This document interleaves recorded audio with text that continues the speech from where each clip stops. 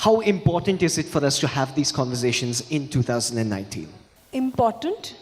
Well, if we do not do it, we will continue to have those silent chambers facing it day in and day out and nothing be done for them. Yeah, there are conversations around it, but probably not as much as we would like. But I'm glad the conversations have begun.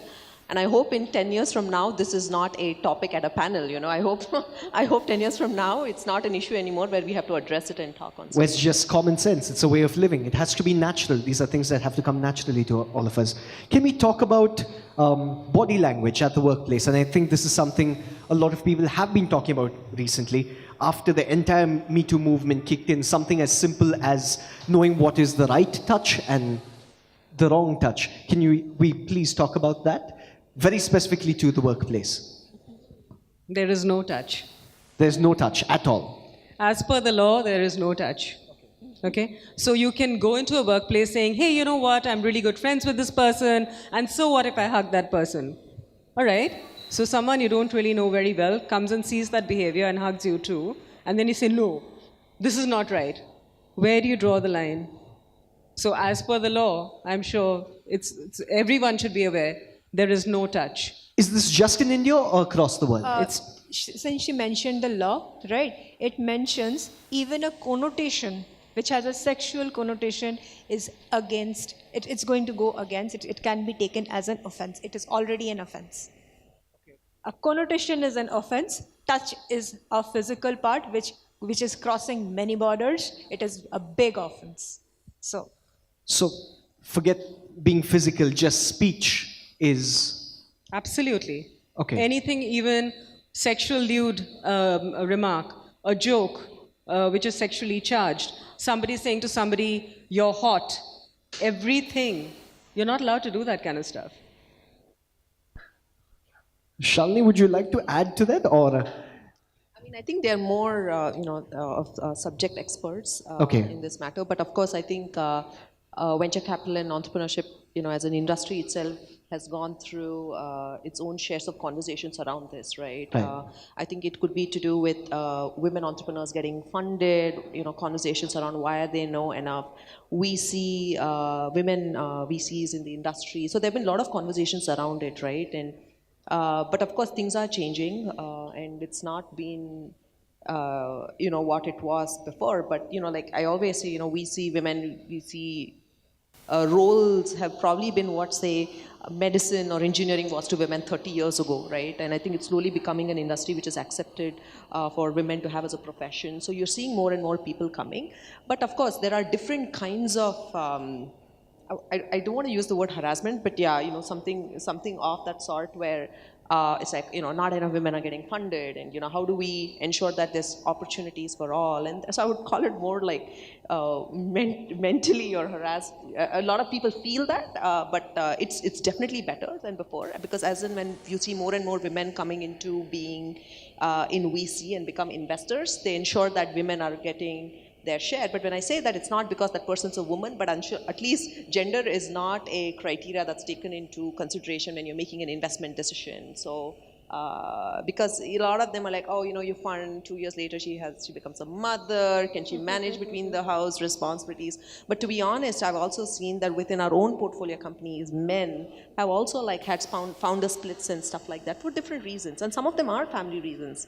So it's really surprising that nobody talks about it, and they only talk about women having responsibilities at home, and that's why they can't pursue entrepreneurship. But it's not, it's also applies to a lot of men with pressures that come. All right, so we're going to talk about how easy or how difficult it is to get laws in place in startups very specifically.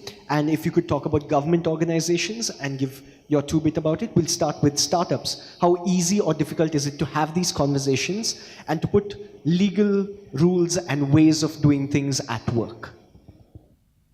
I think when you're talking about sexual harassment at workplace or sexual harassment in the context of investing, I don't know what you mean, but I think the laws in workplace is very similar to what would apply to any other workplace. Talk about any corporate setup. I think the similar laws apply to something like this. But then there are cases where you hear conversations on, an investor, a male investor made a pass at a female entrepreneur, right? And there's also like very fine line between what is okay and what is not okay. Like I have to tell you, this is really funny. Especially in valley-based companies or say in Southeast Asia, right? It's very okay to catch up for a drink, right? And I know, one of my investors, male colleagues, was saying, hey, this portfolio company, she would say, hey, I'm too tired for a coffee. Why don't we just catch up for a drink? That's easier, right? And then he's saying, is that okay that she asked me that question? Because if I asked her the same question, it's not considered okay. So what's okay and what's not okay, right? And I think a lot of it is very, like a very personal thing on how you perceive it, right? And what's not okay and what's not okay. And it's a very personal thing. But yeah, it does exist for sure. But the thing is also, the man or the woman has to use better judgment to make sure, they're within the limits, I guess. But if you're asking me, there are laws around it, I don't think there are laws per se, but yeah. There are laws? Like, they are the experts, they can probably say more. But I'm sure in workplace setup, there are a lot of laws around it. Okay. Could you add No, of course there are laws. The sexual harassment of women in the workplace 2013, there's a big manual, you can read up on that. Every company that has more than 10 employees, that act applies to them. So even if it's a startup and it has 10 employees, that act applies to them. There's a bunch of things you have to put into place. There's sexual harassment in terms of physical, verbal, body, bunch of things. You have to conform. And what I've noticed now is the younger companies are actually doing more because they are more aware, they are younger, they are very involved in the conversation, some of them are woke, and they're involved in trying to get the trainings done. I have conducted over 500 workshops in the past 1 year, so it's definitely happening, at least with the younger companies. I feel the most stalwart companies have been doing them. There's a mindset issue in a lot of companies where it's done, it's a tick mark. Whether it's implemented and whether the leaders are actually making sure that their behavior demonstrates the kind of behavior that has to be applied in the workplace, I'm not so sure. Also, I don't think there are gray lines where somebody has to use a judgment. There are things which are right, there are things which are wrong. And right now, I think it's better to err on the side of what's right than to make a decision based on your judgment, simply because the atmosphere is so charged, and it's very important for us to swing the pendulum this way before it gets back to normal. Okay, to add on to what she said, since you mentioned the laws, there is something called Vishaka guideline. It's freely available online, and there are two points to it. One is, laws are always there, but it requires implementation, and this Vishaka guideline requires sensitization, and it also mentions, with all these Me Too happening, we have something called a new power of consent. Right? I'll come to that. Vishaka guideline is something which men needs to have on their fingertip, not women. Right? So sensitization needs to go till that level. Men needs to be aware what is an error, where is it happening, where are the lines to be drawn. Now let's come to the power of consent. Consent means yes, no. If there is an yes, and there are still a question of power involved. A man in power asking a woman to go to a drink. And the woman says yes, it is not a consent. The moment the power steps in, the consent doesn't work. It works for both the sexes. Obviously, these are the areas we need more sensitization to have the right implementation of the laws, but this is exactly what we are working towards. So this would work the other way around. If a woman was in power and if there's a man working subordinate to the woman, that would be wrong? Absolutely. Okay. The question of power will decide consent. Okay. And how is this being implemented in government offices across India? Okay, indespicable. Right now, I can only talk about the one that I have seen. They are more aware than any of the corporates that I see. They take updates on WhatsApp, and they are very aware of these lines that they should cross, what are the areas that they should address, and what not to be done. So men over there are more sensitized than women, and I expect every man to take it on their own responsibility and know the Vishaka guidelines at their fingertips. We're sort of going to diverge into a slightly different subject. So I'm going to talk about me for now. When I was growing up in college, in school, and this is something we talked about backstage, it was okay for us, sort of okay for us to talk about women in a certain way. We'd also talk, we'd use words like, that's so gay. And now we realize using terms like that isn't cool anymore. It's not right. It's not ethically right either. So things are changing for men. But at the same time, where do you think, or how do you think men should get educated at a time like this to sort of learn how to deal with these situations? Because peer pressure is so much. Peer pressure is so much that we don't know the difference between right and wrong until someone throws it in our face. How do you think it can happen in a place like India where there are so many people? Beautiful. Yes, you start. You're laughing because I'm a little afraid to ask these questions, but please. I'm laughing because I don't know why people should be told how to behave well. I just don't understand it. Like, don't you understand that this is wrong? Like, I mean, how can you talk about women and victim blame and victim shame and talk about the way they dress and think like she's up for it and all that stuff, which is locker room talk and what they call like Right. boy talk and the bro club and stuff like that. Right. I mean, I think this is old fashioned, and I think if you have any sensibility and awareness about how the world should be, you should know that this is wrong. And the reason you don't know is because people have never stopped you and you're socialized to think it's okay. But if you have the slightest inkling of how the world should be and you pretend to be woke, then you better walk the talk. So I don't think it's rocket science. You know what's right and what's wrong. Imagine like, and this is what victim blaming and victim shaming leads to, is that when a woman gets raped, oh, she was drunk. The first thing that happened in that Uber case was, she was drunk. What do you mean she was drunk? What about the rapist? And why do you put the onus on the woman that she was raped? Why isn't it that the man raped her? Like, the language has to change.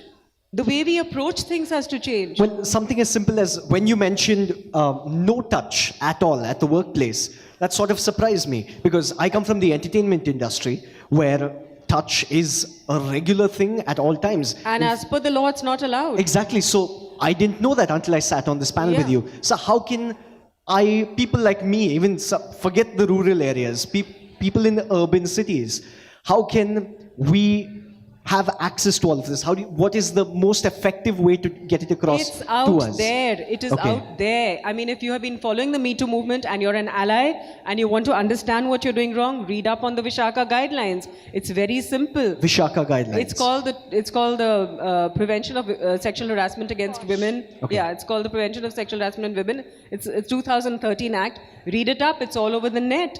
Every office was providing training for gender sensitization. Every office is by law required to train you on sexual harassment. Every office.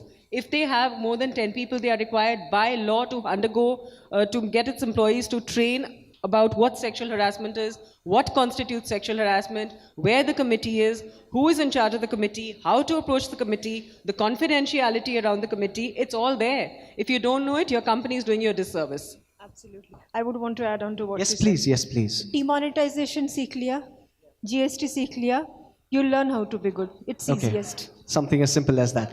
All right. On that note, would you like to add any finishing notes? So one of the things that happened when people were talking about sexual harassment globally, right, in the last 18 months or so, I'll tell you how things played downslide for women. Okay, men stopped including women in a part of their lunch break talk. Right, they're like, oh my God, I don't know if we should have like women hang out with us anymore. And then I also remember that there were certain VC meetings where, like, if a male investor was assessing an opportunity which had a female founder, they would have another female sitting there. Who's their employee, to say, almost like to take notes or whatever, saying nothing happened, right? I mean, that's really bad. But that happened, and I'm not sure if it's still happening, but I know it did happen that time when things went really down south. So I think as we're evolving, I think men or the ecosystem itself, right, has to have set guidelines on what's okay and what's not okay, and not really being cut out. I also remember that when these maternity laws came out with 6 months, people stopped hiring women. They're like, oh, for a key resource, I'm not going to get a woman because I have to give her 6 months off. So I rather get her for something non-important because it's replaceable and I can fire her. It's really hard and it's not fair. So. I'm just going to quickly add to that. Firstly, I think people who say that kind of stuff are cowards. Okay, there was a whole article, I don't know if you read that, about this Wall Street investment banker who made these horrible comments about how he cannot go out with a woman alone, how he's not going to hire women. This because they love their toxic culture, right? Change for them is so tough. Like, oh my God, now I have to change the way I am. No. I'd rather just not go out with women. That is the coward's way out. That is somebody with a fixed mindset who's not willing to grow. And if you really want to grow and you really want to be part of this world, you have to change, you have to adapt, and you have to learn that we are 50% of the population. You better learn how to deal with us. Yes. Okay. Cream rises to the top, so does the froth. Right now, what you see is just the froth. Good that it's gathering. It will get segregated. It will be out. And it will become a hygiene factor. We don't have to form a panel like this and talk about it. It will be a part of our system. When do you think this will happen? Any idea? According to the World Economic Forum, equality is 100 and something years away. If the World Economic Forum, first they said 40 years away, 160 years. Yeah. It was 40 years some time ago. I don't know. It's not happening in the century, apparently. It's up to you, men, to make the change. It's up to us, men. All right, can we have a big round of applause for this fantastic panel?